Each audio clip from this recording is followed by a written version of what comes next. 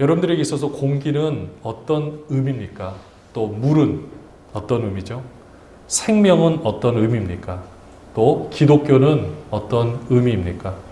또 나에게 마스크는 어떤 의미입니까? 우리는 이 모든 것을 너무 많이 경험하다 보니 의미를 찾으려고 하지 않습니다. 우리 공기 없이 못 살아가요. 매일 물을 마십니다. 근데 그 속에서 의미를 찾으려고 하나요? 마스크 매번 쓰죠. 우리 생명이 있습니다. 그리고 우리는 기독교인들이에요. 십자가로 둘러싸여 있는 우리의 삶입니다. 근데 십자가는 여러분에게 어떤 의미가 있습니까? 먼저 이 십자가를 객관적으로 살펴보면 십자가는 그 당시 로마 정부가 개발한 가장 잔인한 사형 도구 또 사형 방법이었어요. 사람을 말려 죽이는 겁니다. 중범죄를 저지른 사람들을 죽이는 하나의 방법이었어요. 본보기로 죽이는 겁니다. 십자가는 아무 데서나 딱 볼 수가 있었어요. 그래서 잘못 범죄를 저지르면, 특별히 반역죄를 저지르면 그냥 길가에도 세워놓고 가장 또 보이는 그 당시 골고다 언덕에도 세워놓는 겁니다. 이런 십자가, 우리에게는 어떤 의미가 있습니까? 예수님도 그 당시 사역을 하실 때 이 십자가를 바라보고 계셨어요. 오늘 말씀에 본문이 등장하는 배경이 겟세마네 동산인데, 겟세마네 동산에서 십자가가 서 있는 것은 딱 보입니다. 왜냐? 가장 눈에 잘 보이는 곳에 그 십자가가 있었거든요. 예수님께서는 매번 그 모습을 보고 본인이 언젠가는 십자가에 달리실 거라는 것을 알고 계셨죠. 예수님도 십자가형이 얼마나 잔인한 방법인지 잘 알고 계셨습니다. 오늘 마태복음 26장 본문 바로 직전에 38절에 보면은 이렇게 오늘 기도하게 된 배경이 나타나 있어요. 어떻게 하느냐? 이에 말씀하시되 내 마음이 매우 어떻게 합니까? 고민하여 죽게 되었으니 너희는 여기 머물러 나와 함께 깨어 있으라 하시고 제자들에게 기도 부탁을 하는 거예요. 지금 본인의 마음이 어떻습니까? 고민하여 죽게 되었으니. 이 말은 무슨 뜻일까요? 여러분들 만약에 십자가가 예수님에게 있어서 무조건 해야 되는 것이라면 고민하여 죽을 수 있는 상황이 아닙니다. 그냥 힘든 거예요. 근데 지금 예수님에게 있어서는 선택이라는 걸 할 수 있기 때문에 그래서 고민하여 죽게 되었다라는 거죠. 우리도 어떻습니까? 어쩔 수 없이 우리가 당해야 되는 것에 대해서는 우리가 선택할 상황이 없는 부분은 우리가 고민할 필요가 없어요. 그냥 힘든 거예요. 근데 우리가 보통 뭐 음식을 먹을 때도 짜장면, 짬뽕 중에 어떤 걸 선택할까? 그냥 우스갯소리 이렇게 얘기를 하지만 이 외에도 우리가 정말로 중요한 것을 선택을 할 때는 우리의 마음이 많은 고민이 될 때가 있습니다. 지금 예수님은 그 정도 고민과 비교할 수 없죠. 정말로 많은 고민을 하고 있는 겁니다. 그래서 39절에 보면 조금 나아가서 얼굴을 땅에 대시고 엎드려 기도하여 이르시되 내 아버지여 만일 할만하시거든 이 잔을 내게서 지나가게 하옵소서. 만일 할만하시거든 이 잔을 내게서 지나가게 해달랍니다. 너무 힘들기 때문에 그 잔을 마시긴 해야겠지만 마시기가 너무 어려운 거죠. 그러나 나의 원대로 맛이 없고 아버지의 원대로 하옵소서라고 자신의 선택과 하나님의 선택이 일치하게끔 그렇게 기도를 하고 계시는 것을 보게 됩니다. 예수님의 마음이 굉장히 힘들었다는 것을 우리에게 보여주고 있는 거예요. 자, 그러면 지금 예수님은 우리가 잘 아는 대로 이렇게 고민하시다가 결국은 십자가를 지셨어요. 엄청난 그 고통 가운데 우리의 죄를 위해서 십자가에 못 박히셨습니다. 이거는 우리 기정사실을 우리가 다 그 사실을 믿고 있어요. 자, 그러면 그 십자가라는 그 의미를 우리 삶으로 한번 끌어와 보도록 하겠습니다. 우리가 삶을 살다 보면은 동일하게 힘들고 어려울 때가 있잖아요. 그래서 우리 그런 말을 할 때 있죠. 이거는 내가 지어야 될 십자가인가 보다. 근데 내가 겪는 모든 고통을 다 십자가라고 할 수 있을까요? 없을까요? 우리는 매번 그렇게 쉽게 이야기를 하는데 잘 보면 내가 겪는 모든 고통 중에 내가 선택을 할 수 있느냐, 그러니까 내가 선택을 할 수 있는 부분은 그럼에도 불구하고 내가 그것을 지겠다라면 그거는 십자가가 될 수 있어요. 그러나 그렇지 않은 부분들, 나와 나의 선택과 상관없이 내가 지금 겪고 있는 어려움들은 그것까지도 내가 지는 십자가라고 할 수 있는가? 이걸 우리가 한번 생각해 보셔야 한다는 거죠. 십자가의 정확한 의미는 내가 선택을 하는 겁니다. 내가 그것을 손해를 감수하더라도 내가 지겠다 라고 했을 때 그것이 십자가가 될 수가 있는 거예요. 그럼 우리가 겪는 고통은, 우리가 겪는 어려움들은 왜 그렇게 있는가? 잘 보면은 야고보서 1장 13절에 정확하게 말씀을 해주고 있어요. 같이 한번 읽을게요.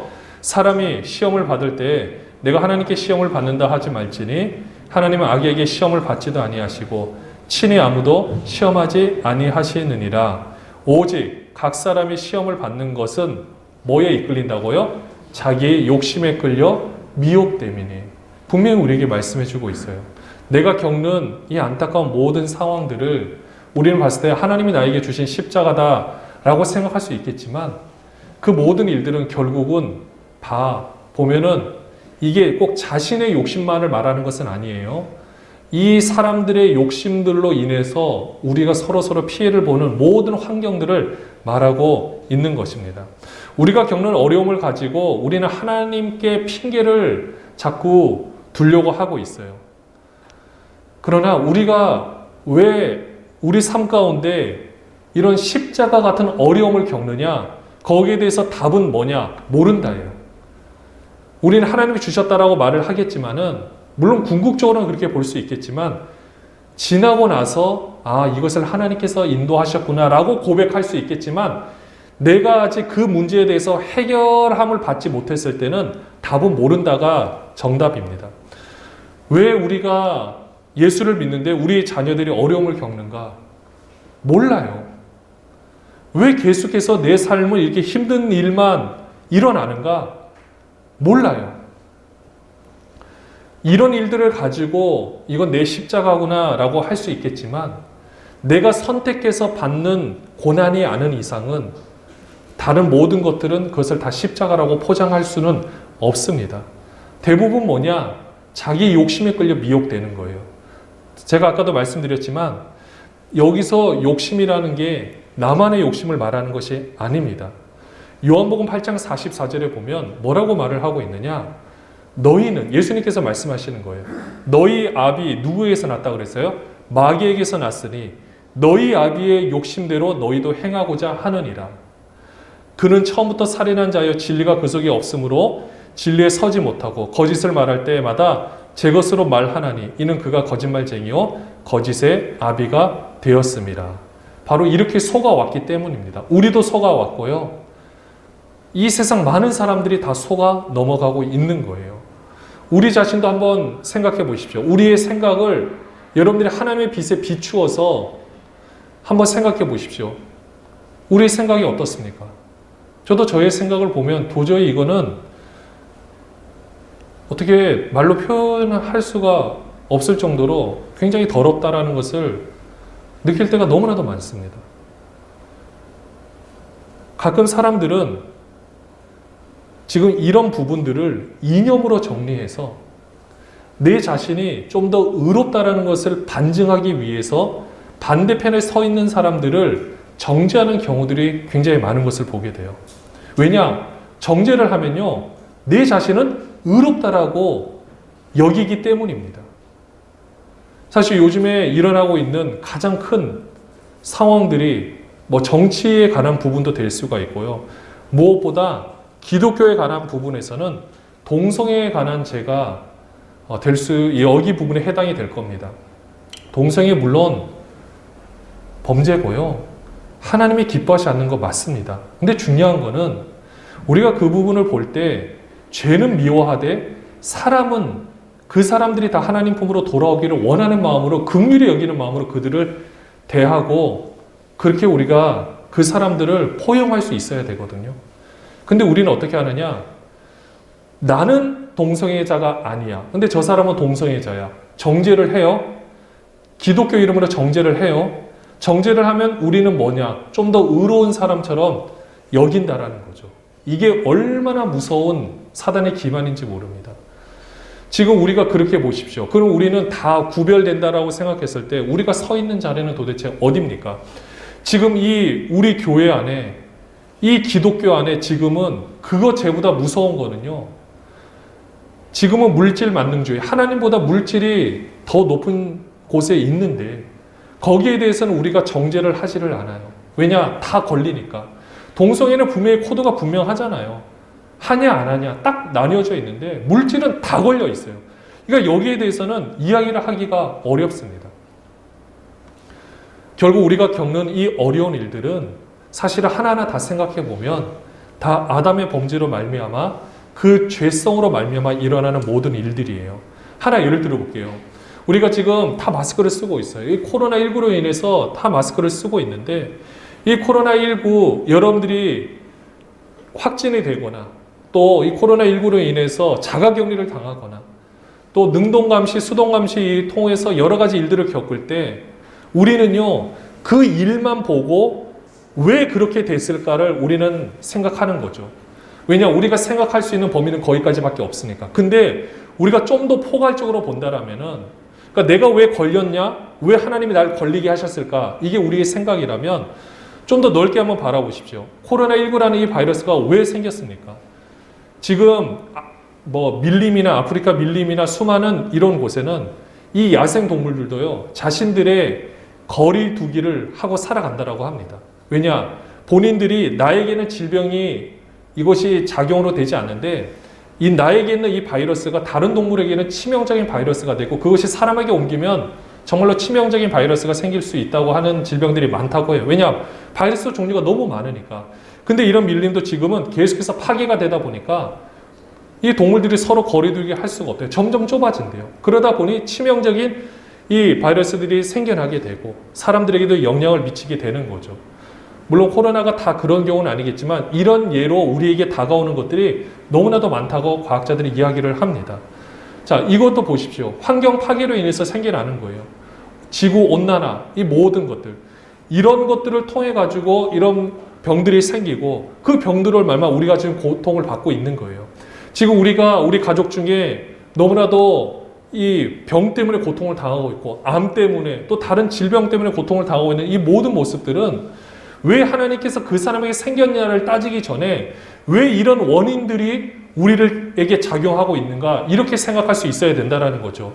누군가가 교통법규를 어겨서 누군가가 사망에 이르게 된다면 그 피해자의 입장에서는 그 상황을 놓고 생각하겠지만 결론적인 거는 누군가의 죄성, 범죄로 말미암아 그 일이 일어나게 된 거고 누군가는 그것을 당하게 된다는 거죠. 이게 얼마나 안타까운 일입니까? 근데 이런 상황에서 우리는요, 그 조그만 상황만을 보고 왜 이런 일을 하나님이 나에게 겪게 하셨고 그걸 나의 십자가라고 받아들이시려고 하지 마시고 이 모든 일들은 결국 우리의 욕심으로 말미암아 나의 욕심, 그 누군가의 욕심으로 말미암아 이런 모든 일들이 우리에게 일어났구나라고 생각하고 바라볼 수 있어야 한다라는 거죠. 왜 이렇게 말씀을 드리느냐? 우리가 당하는 이 모든 일들, 이것을 가지고 우리가 너무 낙심하거나 하나님이 나를 버리셨다라고 생각하지 말라라는 겁니다. 내가 지금 열심히 신앙생활을 하면서도 힘든 일을 겪을 수가 있어요. 하나님이 여러분을 버리셔서가 아니에요. 여러분의 기도가 부족해서가 아니에요. 여러분이 뭔가 잘못했기 때문에 그 모든 일들을 겪게 하셨느냐? 아까 분명히 말씀드렸죠? 야고보서를 통해서 아닙니다. 모릅니다. 그러나 지나고 나서 내가 이 모든 것을 통해서 다시 보면서 그렇게 결론을 내린다면 그것은 정답이 될 수가 있어요. 내가 내 인생에 대해서 일어난 모든 일에 대해서 내가 하나님의 생각으로 결론을 내리면 답은 될 수가 있습니다. 그러나 옆에 사람이 이야기를 해줄 수는 없는 거예요. 십자가는요, 내가 당하는 어떤 고통 때문에 말하는 것이 아니라 내가 선택하는 거예요. 그것이 진짜 십자가가 됩니다. 우리가 삶을 살다 보면 십자가 같은 고통 경험할 때 있잖아요. 근데 이것이 정말 내가 겪는 십자가인가? 내가 지어야 되는 십자가인가? 아니면 그냥 겪는 고통인가? 이것을 구분해 볼 수 있는 방법이 방금 말씀드린 대로 내가 선택할 수 있는 겁니다.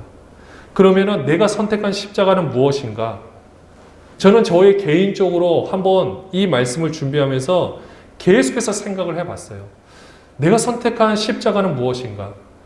여러분들 저도 생각해 보니까 어렸을 때 자라왔던 환경 가운데 제가 이제까지는 그게 저의 십자가라고 생각했던 부분들이 있었어요. 그리고 그 뒤에 사역하면서 겪어왔던 거. 근데 지금 있어서 진짜 저에게 십자가는 무엇인가? 저의 사명이라는 것을 제가 깨닫게 됐습니다. 사명의식. 우리가 이런 고백을 하잖아요. 저도 목사 옛날에 장립을 받을 때 뭐 아골골짝 빈들에도 주님의 십자가 들고 걸어가겠습니다. 아무것도 없는 곳에 막 가겠습니다. 우리 막 다 그렇게 고백하거든요. 근데 지금 입장에서 보니까 정말 어려운 일이에요. 요즘에는 이런 생각도 듭니다. 내가 정말 하나님께 사명을 받았나? 못해서가 아니라 진짜 이걸 하나님이 달아보시려고 하는 건가? 어쩔 때 회의감이 들 때도 있어요. 자괴감이 들기도 합니다. 쉽게 표현하면 자신감이 다 사라지는 거예요.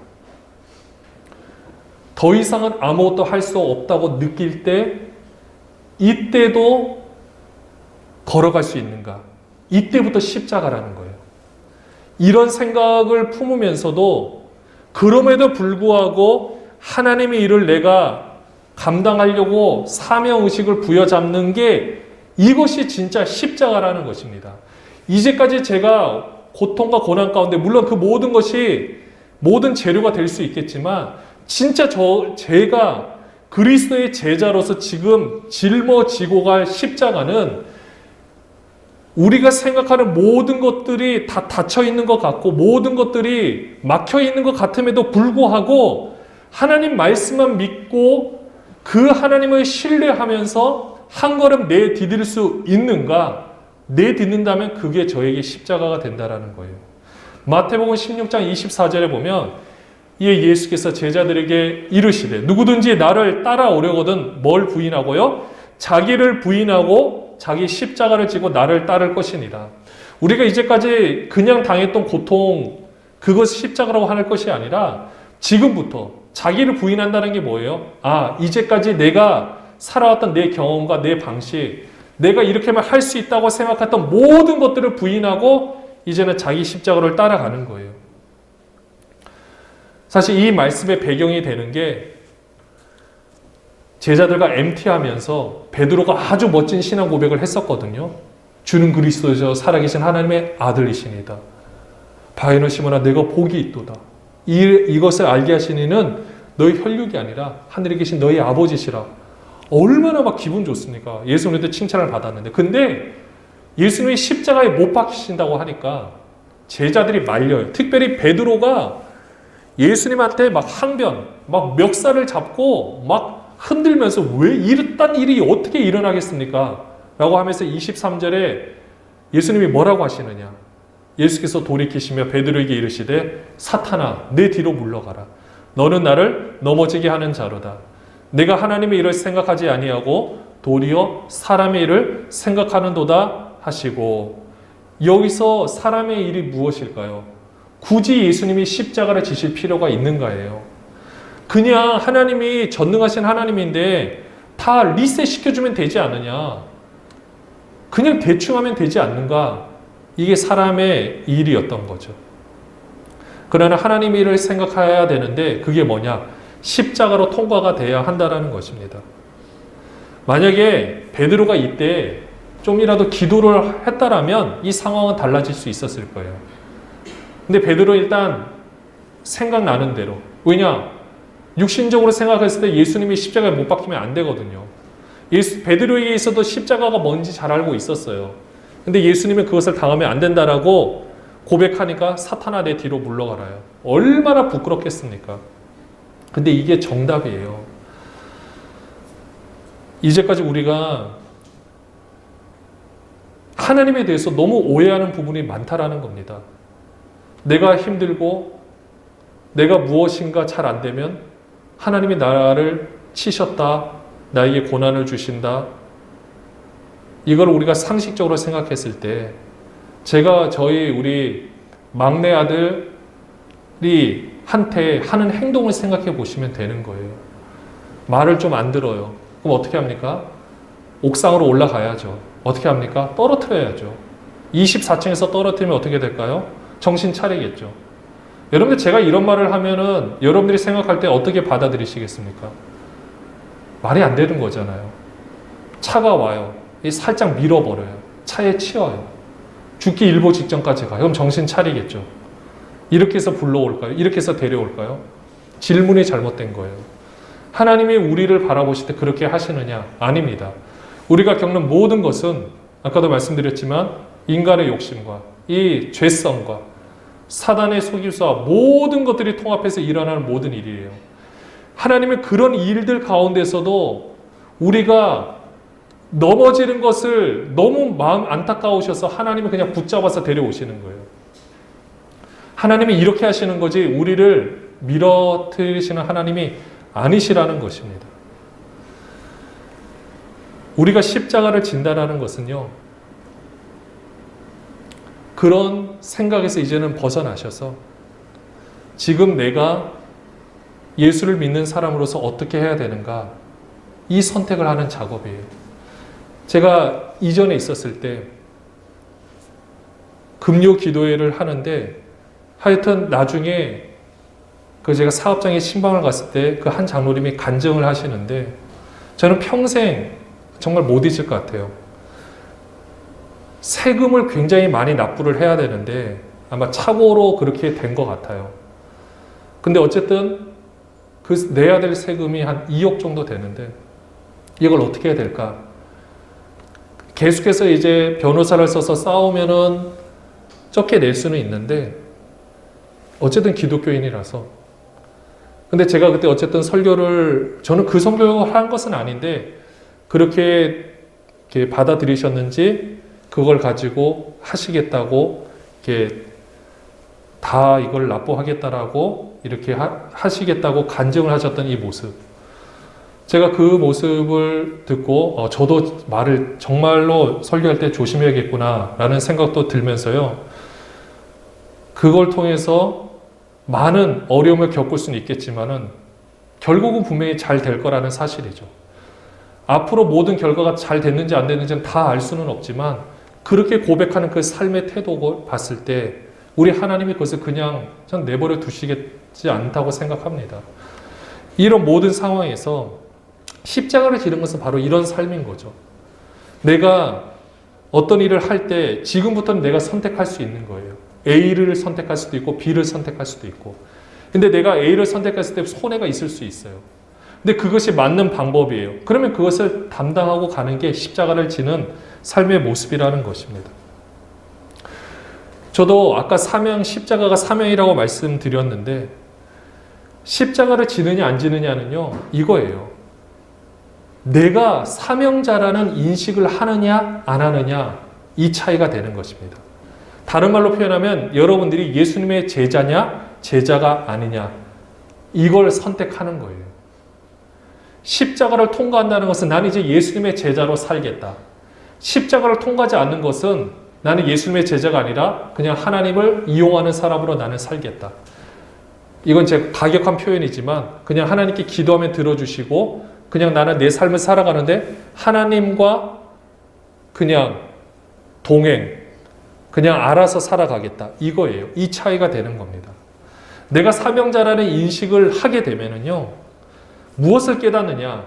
내가 이제까지 겪는 모든 고통이 나의 욕심과 마귀의 속임수라는 것을 정확하게 깨닫게 돼요. 내 자신의 모습을 정확하게 보게 된다는 것입니다.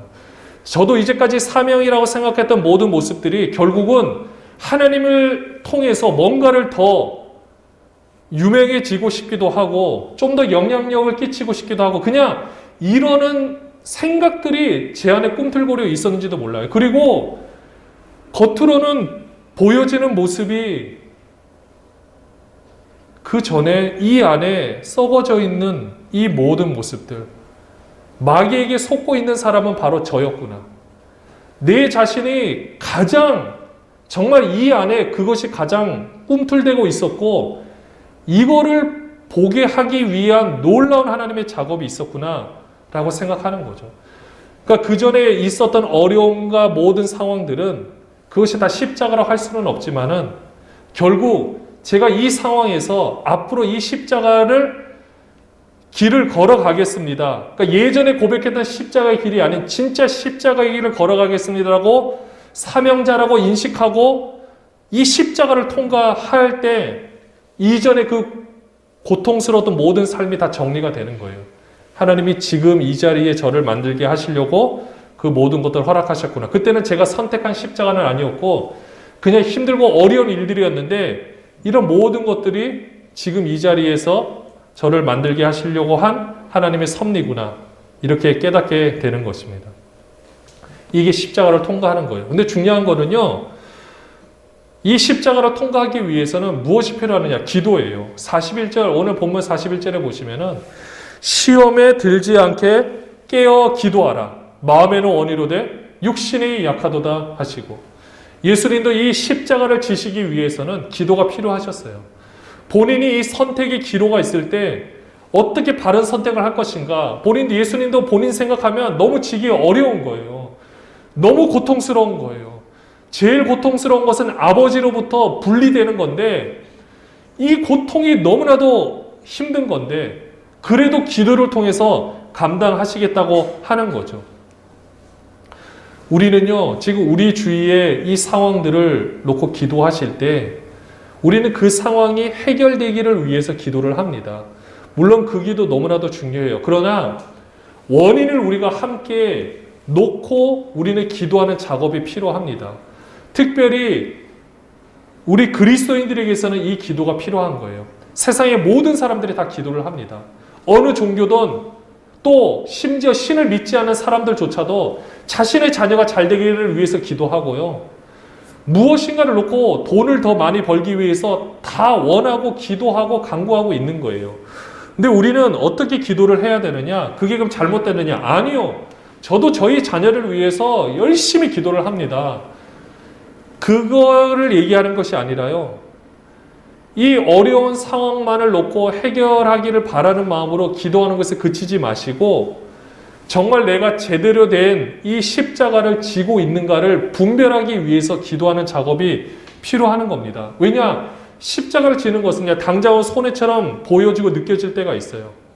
그러나 한 번 십자가를 지고 이 십자가가 나의 삶을 통과하는 즉시 그러니까 내가 가장 이제까지 이렇게 살면 안 되겠구나라고 내 자신을 속인 게 이 사단이었구나. 이걸 깨닫는 즉시 이제부터는 내가 사명자로서 삶을 살아야겠구나. 이런 십자가를 지는 삶을 살아가려고 할 때 어떻게 하느냐. 십자가가 이제는 여러분을 지고 가게 되는 겁니다. 내가 십자가를 진다고 생각했는데 내가 사명자라고 인식을 하니까 이제는 내 삶을 바라보는 시선이 완전히 달라지는 거예요. 물론 내가 선택했다고 해서 다 십자가를 진다고 할 수는 없지만 그래서 기도로서 살펴보는 것이 너무나도 필요해요. 이것이 진정 나의 뜻인가? 하나님의 뜻인가? 이 작업까지 마친 후에 이 선택을 한 후 살아가는 나의 삶이 십자가를 지는 삶의 모습이 되는 것입니다. 사실 그래요. 앞으로 우리 상황을 봤을 때 십자가를 진다는 것이 참 어렵고 힘든 일일 수 있습니다.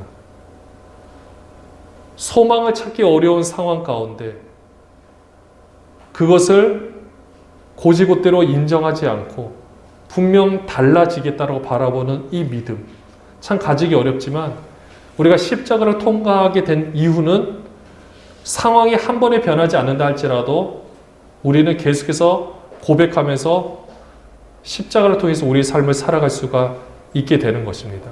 로마서 8장 6절에 보시면 우리 같이 한번 읽을게요. 육신의 생각은 사망이요 영의 생각은 생명과 평안이니라. 다시 한번 십자가를 통과한다는 것은 내가 사명자라는 인식을 하는 거예요.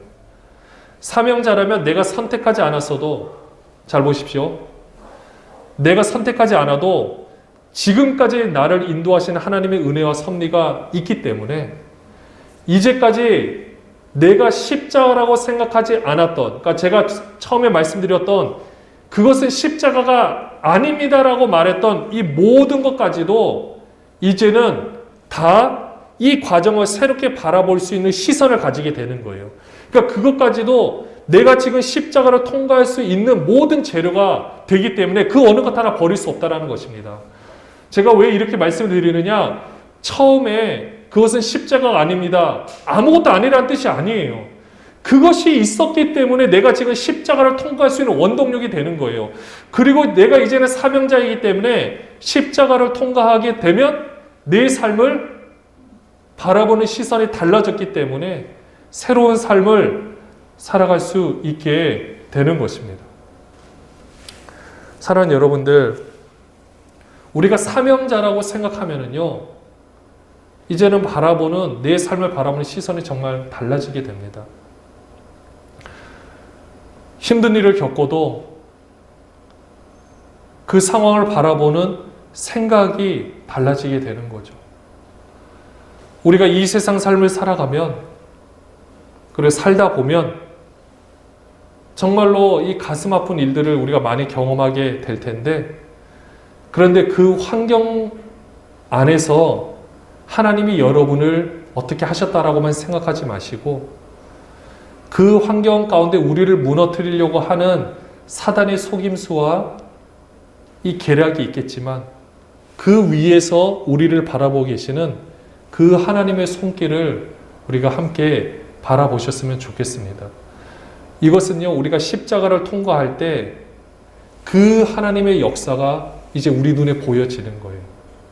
이전에는 우리가 그냥 고통당하고 하는 것이 다 하나님께서 나를 버리시고 나를 어떻게 하시려고 했다라고 생각했다라면, 내가 십자가를 통과하게 되면 하나님께서 나를 위해서 이 모든 것들을 이제 다 움직여가고 계시는구나, 이 손길이 보여지게 되는 거죠. 그래서 내 상황을 새롭게 바라볼 수 있는 지혜와 능력이 생기게 되는 것입니다. 당장은 눈에 보이는 어려움들이 있어요.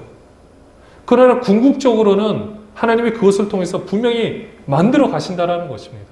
상상을 초월하는 방법으로 우리를 인도해 나가신다는 거죠. 그러니까 우리는 그 상황 가운데서만 하나님의 섭리라고 내 삶을 포기하거나 또 하나님 나를 버리셨다고 생각하지 마시고, 내가 이 상황 가운데서도 지금 당장은 내가 이것을 선택하는 것이 참 힘들고 어렵겠지만, 그래도 내가 하나님을 믿고 기도하면서 이것을 제가 선택하겠습니다. 나머지는 하나님께서 책임져 주십시오. 정말로 하나님께서 책임져 주십니다. 우리가 좀 더 넓게 바라볼 필요가 있어요. 우리 자녀들에 대한 문제도 마찬가지입니다. 결국은 그 영혼을 궁극적으로 새롭게 하시고 더 복된 삶을 살게 하시고자 하는 하나님의 놀라운 섭리가 있는데, 그것을 못하게끔 발악하고 있는 이 무리들이 있거든요. 근데 우리는 그 현상만 바라보고 머무르면요, 아무것도 할 수 없어요. 그러나 그 뒤에 우리의 배후에 계신 하나님이 그 모든 것을 움직여 가실 때, 우리가 함께 기도하면서 우리 자녀들도 그것을 깨달을 수 있도록, 함께 십자가를 통과할 수 있도록 우리 함께 기도한다면, 결국 그들도 그 하나님의 놀라운 섭리를 분명히 깨닫게 해 주실 것입니다. 사랑하는 여러분들, 여러분들은 앞으로 십자가를 선택하시겠습니까? 아니면 그냥 내버려 두시겠습니까? 여기 앉아 계신 모든 분들은 십자가를 선택하시기를 소원합니다. 그러면 그 십자가가 내가 지고 가는 것이 아니라 그 십자가가 여러분들을 지고 갑니다. 내가 사명자라는 인식을 가지게 되면 모든 삶이 새로워지게 되는 것처럼, 바라보는 이 의식이 달라지는 것처럼, 우리의 자녀뿐만 아니라 우리 주위의 모든 사람들까지 그런 사명자로서 십자가를 통과한 삶을 살아갈 수 있도록 기도하며, 또 하나님이 그들을 움직여가는 것을 함께 바라볼 수 있는 저와 여러분이 되시기를 주님의 이름으로 축원합니다.